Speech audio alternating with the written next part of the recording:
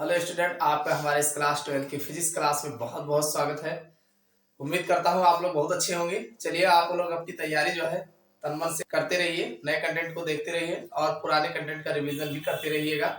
नहीं तो पुराना आपका जैसे जैसे याद होता जाएगा वैसे वैसे आप भूलते जाओगे। चलिए, आज की क्लास शुरुआत करते हैं। आज के फिजिक्स की क्लास में हम एक ऐसा मोस्ट इंपॉर्टेंट टॉपिक को लेके आए हैं। जो हमारा टॉपिक है बोर के मॉडल के आधार पर हाइड्रोजन परमाणु का ऊर्जा स्तर आरेख। बोर के मॉडल के आधार पर हाइड्रोजन परमाणु का ऊर्जा स्तर आरेख किस प्रकार से होता है उसको हम खींच के बताएंगे। साथ में इसमें लाइमन बामर पाचन जो भी श्रेणियां होती हैं, इन सभी श्रेणियों को हम जानने वाले हैं। ये आपके बोर्ड एग्जाम्स में अलग अलग नामों से कई बार पूछा गया है और ये लगभग हर साल जो है पूछा जाता है। तो आप लोग वीडियो के अंत तक बने रहिएगा, देखना अभी आपका तैयार हो जाएगा। तो चलिए शुरुआत करते हैं आज की फिजिक्स की क्लास। देखो बच्चों, अगर हम बात करें बोर मॉडल के आधार पर हाइड्रोजन परमाणु का ऊर्जा स्तर यानी ऊर्जा आरेख किस प्रकार से होता है, इनके बारे में अगर चर्चा करें तो बोर ने अपने परमाणु मॉडल के आधार पर यानी जो साइंटिस्ट नील बोर्स थे, नील बोर ने जो है अपने परमाणु मॉडल के आधार पर हाइड्रोजन के विभिन्न ऊर्जा स्तरों के ऊर्जाओं के लिए निम्न सूत्र प्राप्त किया। यानी हाइड्रोजन के विभिन्न ऊर्जा स्तरों के ऊर्जाओं के लिए बोर ने एक सूत्र प्राप्त किया जो इस प्रकार है। इनका सूत्र क्या है? En बराबर माइनस आर एच सी अपान एल स्क्वायर। En बराबर माइनस आर एच सी अपान एल स्क्वायर, ये सूत्र है। इसका अगर वैल्यू अगर आप यहाँ पे भाई H प्लांक नियतांक है और C जो है प्रकाश का वेग है और R जो है रेडबर्ग नियतांक है। अगर इन सब की वैल्यूओं को रखा जाए तो यहाँ पर जब रखोगे इन तीनों की वैल्यू तो हमें -13.6 upon L square eV electron volt में जो है यही वैल्यू जो है देखने को मिल जाएगा। अगर इसमें देखा जाए कि n कौन है तो जहां n बराबर 1 2 3 इस तरीके से जैसे से आगे आप बढ़ते जाओगे 4 5 6 या इनफाइनाइट जो है आपको देखने को मिलेगा। अब जहां पर ये n जो लिखा गया है एक पूर्णांक होता है जो क्वांटम संख्या है। ये n क्या होता है? जो कि क्वांटम संख्या है। r जो है एक रीडबर्ग नियतांक है, h बराबर प्लांक नियतांक है और c जो है प्रकाश की चाल है। समझ में आ गया? ये सूत्र याद कर लेना। उसके बाद माना हाइड्रोजन परमाणु के दो ऊर्जा स्तर, मान लीजिए हाइड्रोजन परमाणु के दो ऊर्जा स्तर, एक n1 व दूसरा n2 है, जिनकी संगत ऊर्जाएं जो है क्रमशः E1 व E2 है। यानी इन दोनों ये जो आप n1 व n2 ले रहे हैं इनकी जो संगत ऊर्जाएं हैं क्रमशः E1 व E2 है। यदि ऊर्जा स्तर E2 से E1 पर संक्रमण द्वारा उत्सर्जित विकिरण की आवृत्ति E2 से E1 पर जो संक्रमण हो रहा है उसके द्वारा उत्सर्जित विकिरण की आवृत्ति V हो तो Hv बराबर आप जानते हैं E2 माइनस E1 होता है। Hv यानी फोटॉन की ऊर्जा जो होती है E2 माइनस E1 होगा, अथवा V बराबर अगर देखोगे तो H नीचे आ जाएगा, E2 माइनस E1 अपान H हो जाएगा। आप इसको लिख सकते हैं बराबर RC 1 अपान N1 स्क्वायर माइनस 1 अपान N2 स्क्वायर। जहां V जो है V आवृत्त है जिसे C अपान लेमडा लिखा जा सकता है।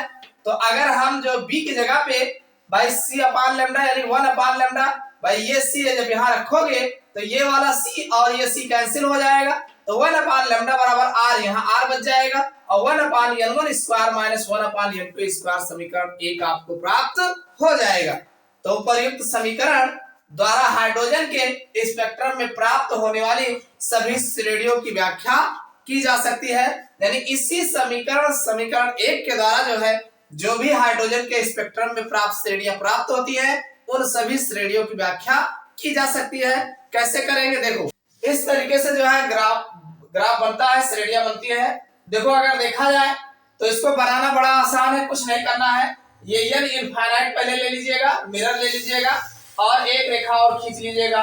उसके बाद फिर स्टार्ट करिएगा, दो रेखाएं खींचने के बाद n बराबर 6 ले लेना, उसके बाद एक रेखा खींच लेना, फिर n बराबर 5 लेकर के एक रेखा खींचना, n बराबर 4 लेकर के एक रेखा खींचना, n बराबर 3 लेकर के एक रेखा खींचना, n बराबर 2 लेकर के एक रेखा खींचना और n बराबर 1 लेकर के एक रेखा खींच लेना। उसके बाद जो हमारी फुंड श्रेणी होगी n बराबर 5 से तक होगा। कितने तक होगा? n बराबर 5। तो यहां से पहली वाली रेखा से स्टार्ट करना और फिर दूसरी वाली से, फिर तीसरी वाली से ला करके 5 तक ही सबको लेके आना। तो ये हमारी फुंड श्रेणी जो है प्राप्त हो जाएगी। इसी तरीके से अगला जो हमारा होगा, देखो यहाँ n बराबर 5 तक खींचे हैं, अब की बार n बराबर 4 तक खींचना है और एक एक रेखा जो है वहां से ऊपर से बनाना स्टार्ट करना है। समझ में आई बात? तो ये हमारा ब्रैकेट से रेडी होगा और अगली 3 तक लाएंगे, फिर स्टार्ट हमेशा शुरुआत से ही करेंगे और फिर जैसे जैसे आगे बढ़ते जाएंगे वैसे वैसे एक एक को घटाते जाएंगे। तो ये हमारा पास्ट टेंस श्रेणी स्टार्ट होगा, ये पास्ट टेंस श्रेणी बनेगी और फिर जब दूसरे नंबर पे आएंगे तो फिर शुरुआत से ही स्टार्ट करेंगे और एक एक को घटाते हुए जो बनाएंगे तो हमें ये बामर श्रेणी प्राप्त हो जाएगी। इसी तरीके से जो लाइमन श्रेणी प्राप्त होती है यहां से स्टार्ट होगा और n बराबर 1 तक आएगा और फिर धीरे धीरे घटाते हुए बनाते जाएंगे तो हमें लाइमन श्रेणी प्राप्त होती है।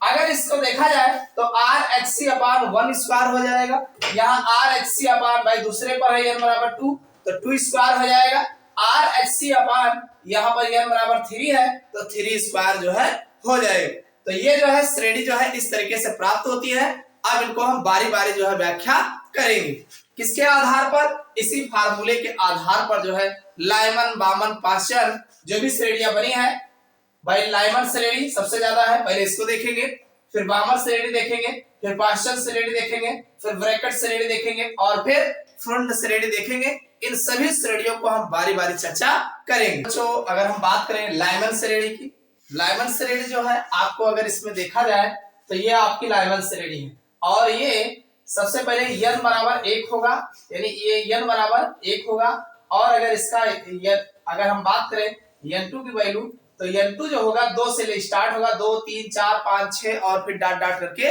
इनफाइनाइट तक देखने को मिलेगा। तो वही लिखा है इस श्रेणी को सबसे पहले लाइमन ने, यानी किसने देखा था? लाइमन श्रेणी नाम है तो देखने वाले भी लाइमन ही होंगे, ठीक है। सबसे पहले लाइमन ने सन 1916 में, कब देखे थे? 1916 में प्राप्त किया, जब किसी परमाणु में इलेक्ट्रॉन किसी ऊर्जा स्तर से प्रथम यानी निम्नतम ऊर्जा स्तर में संक्रमण करता है, यानी किसी ऊर्जा स्तर से निम्नतम मतलब प्रथम ऊर्जा स्तर में संक्रमण करता है। जैसे n1 बराबर 1, n1 बराबर क्या होगा? 1 होगा और n2 बराबर 1 के अलावा फिर होगा 2 3 4 5 कोई भी हो सकता है और फिर इनफाइनाइट तक जाएगा।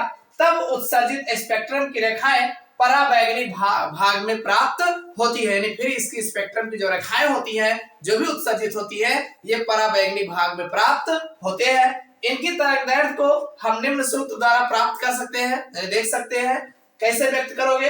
1 अपान लैम्डा बराबर r, 1 अपान देखो ये n1 की वैल्यू 1 लिया जाएगा, इसको ध्यान रखना। लाइमन श्रेणी में ये n1 की वैल्यू 1 लिया जाएगा, 1 का वर्ग हो जाएगा माइनस 1 अपान n2। अब n2 की वैल्यू आप कौन सी लाइन ले रहे हो, यानी n बराबर 2 भी हो सकता है, 3 भी हो सकता है, 4 भी हो सकता है, 5 6 7 या इनफाइनाइट तक कोई भी लिया जा सकता है। समझ में आ गई बात?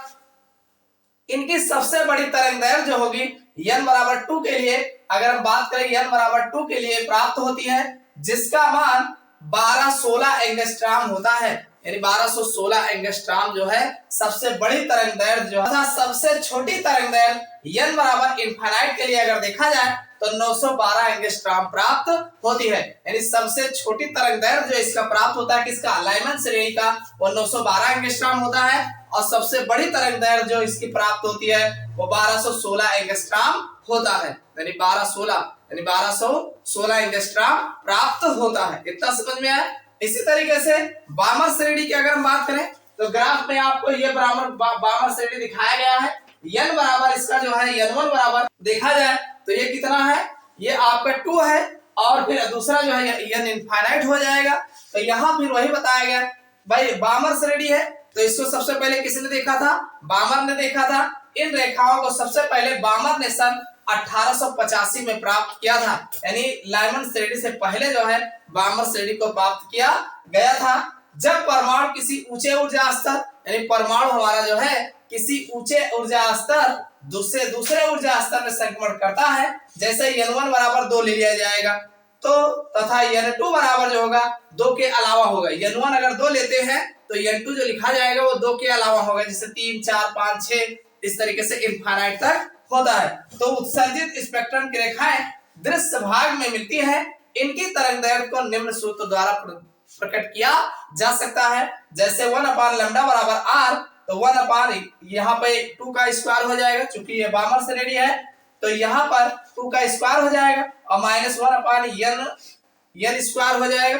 अब ये n जो लिखा गया है इसको आप लिख सकते हैं n2। तो ये जो n2 स्क्वायर है तो n2 स्क्वायर की जगह पे अब भाई यहाँ 2 लिखे हो तो यहाँ भी 2 नहीं होगा, 3 4 5 या इस तरीके से इनफाइनाइट तक हो सकता है। एक बात इसमें और ध्यान रखना कि n बराबर 3 के लिए अगर बात किया जाए, जैसे मान लीजिए n बराबर यहाँ 3 ले लिया जाए और यहाँ 2 लिए हो, इधर वाले में 3 ले लिया जाए, तो के लिए सबसे बड़ी तरंगदैर्घ्य यानी इसमें जो सबसे बड़ी तरंगदैर्घ्य मिलती है वो मिलता है 65-63 एंगस्ट्रॉम मिलता है। कितना मिलता है? 65-63 एंगस्ट्रॉम। तथा n बराबर इनफाइनाइट के लिए अगर दूसरा यहाँ अगर मान लीजिए इनफाइनाइट रख दिया जाए तो इस श्रेणी की सबसे छोटी तरंगदैर्घ्य 36-46 एंगस्ट्रॉम प्राप्त होती है। कितना प्राप्त होता है? 36-46 एंगस्ट्रॉम प्राप्त होता है। और n बराबर 3 4 5 6 के अब एक बात और यहाँ बताया गया है कि n बराबर मान लीजिए 3 4 5 6 के संगत प्राप्त रेखाओं को, यानी ये जो रेखाएं प्राप्त होती है किसमें? बामर श्रेणी में, उन्हें H alpha, H beta, H gamma, H डेल ऐसे अलग अलग नामों द्वारा जो है प्रदर्शित किया जाता है। तो इतना समझ में आ गया होगा। अब हम अगला देखेंगे। देखो मेरे प्यारे बच्चों, अगर हम बात करें पार्शियल श्रेणी यानी अगली जो इनकी श्रेणी है वो पार्शियल श्रेणी है। आप इसमें देख सकते हैं कि ये पार्शियल श्रेणी है, यहाँ n बराबर 3 है और इसके बाद फिर n इनफाइनाइट तक जो है आपको देखने को मिलेगा और RHC/3 का वर्ग जो है इसका फार्मूला बनेगा।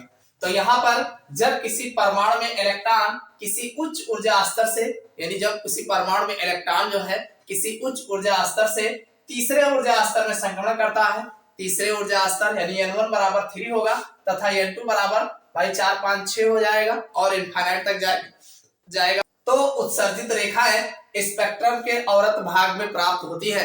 यानी तब जो है जो उत्सर्जित रेखाएं होती है वो स्पेक्ट्रम के औरत भाग में जो है प्राप्त होती है। इनकी तरंगदैर्घ्य निम्नलिखित सूत्र से व्यक्त किया जाता है। यानी इनकी जो तरंगदैर्घ्य होती है इनके निम्न सूत्रों द्वारा जो है प्रदर्शित करते हैं। अब जैसे 1/λ बराबर ये हो जाएगा r और 1/3, चूंकि n1 बराबर 3 है तो 3 का वर्ग हो जाएगा -1/n स्क्वायर। ये जो n स्क्वायर है इसकी जो वैल्यू होगी यहाँ 3 लिखा है, यहाँ 4 से स्टार्ट होगा यानी 4 5 6 और इस तरीके से डॉट डॉट करके इनफाइनाइट तक होता है। समझ में आ गई बात? देखो सब सेम है, बस थोड़ा से अंतर आपको देना है कि हर एक आपको पहली बात तो ये सीरीज का जो है ये ध्यान रखना है कि सबसे पहले लाइमन है, फिर बामर है, फिर पास्चल है, फिर ब्रैकेट है और फिर फुंड है। अगर आप क्रम याद रखते हैं तो आराम से याद हो जाएगा। अब जैसे ब्रैकेट श्रेणी है तो ब्रैकेट श्रेणी जब किसी परमाणु में इलेक्ट्रॉन किसी ऊंचे ऊर्जा स्तर से चौथे ऊर्जा स्तर में आता है तो भाई n1 बराबर 4 हो जाएगा। भाई चौथे पर ब्रैकेट है तो n1 बराबर 4 हो जाएगा और n2 बराबर जो है 5 6 7 हो जाएगा। अगर यहाँ n1 4 है तो n2 जो है 5 से शुरू हो जाएगा। ठीक इस प्रकार इनफाइनाइट तो ये रेखाएं भी स्पेक्ट्रम के औरत भाग में प्राप्त होती है। सेम लिखना है, बस केवल n1 n2 की वैल्यू आपको थोड़ा सा चेंज करना है। इनकी तरंगदैर्घ्य निम्नलिखित सूत्र से प्राप्त करते हैं। इनकी जो तरंगदैर्घ्य निकाला जाता है लैम्डा बराबर r और 1/4 का स्क्वायर हो जाएगा -1/n स्क्वायर हो जाएगा। अब ये जो n की वैल्यू है यहाँ 4 है तो 5 6 7 इस तरीके डॉट डॉट करके इनफाइनाइट हो जाएगा। समझ में आ गई बात? इसी तरीके से अगला जो फुंड श्रेणी है पांचवा है तो n1 बराबर 5 हो जाएगा। बस इतना ध्यान देना है। जब किसी परमाणु में इलेक्ट्रॉन किसी ऊंचे ऊर्जा स्तर से पांचवें ऊर्जा स्तर में आता है तो n1 बराबर 5 तथा n2 बराबर 6 7 8 इस तरीके डॉट डॉट करके इनफाइनाइट तक जाएगा। तो ये रेखाएं भी स्पेक्ट्रम के औरत भाग में प्राप्त होती है, ये भी स्पेक्ट्रम के औरत भाग में प्राप्त होती है।